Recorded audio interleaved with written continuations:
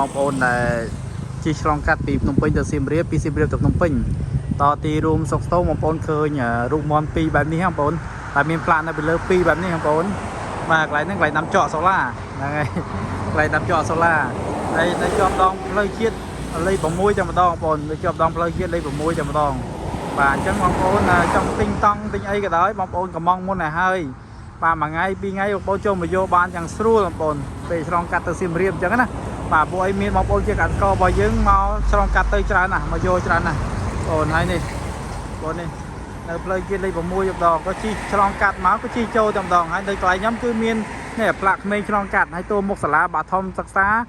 ភូមិស្លាកក្រាញ់បងប្អូនហើយមួយទៀតហ្នឹងគឺយើងមានរូបមន់2នៅខាងក្នុងហ្នឹងហើយមន់2ហ្នឹងគឺមានរូបផ្លាកបាទរូបផ្លាកដែលខ្ញុំដាក់ជាតំណាងគ្រួសារខ្ញុំអញ្ចឹងណាបងហើយនឹងលេខទូរស័ព្ទដែលយើងបញ្ជាក់មានដី095 656 2 ដងជាសញ្ញាទេបងប្អូនបាទមានលើកប៉ាយអាជីវកម្មទេគឺជាសញ្ញាប្រាប់បាទស្រួលប្រាប់ភ្ញៀវតែគាត់មកអញ្ចឹងគិតងាយស្រួលក្នុងការរកឃើញយើងណាហ្នឹងហើយបងប្អូនងាយស្រួលទេហើយបងប្អូនមកដល់មកបងប្អូនហើយចូលទៅក្នុងលេងនៅខាងក្រោយមានកន្លែងដាំចកខ្ញុំកំពុងបរិចកន្លែងចិញ្ចឹមមាន់កន្លែងចិញ្ចឹមសត្វផ្សេងដើម្បីបងប្អូនអាចមកទស្សនាលេងបានផងដែរអញ្ចឹងណាហ្នឹងហើយ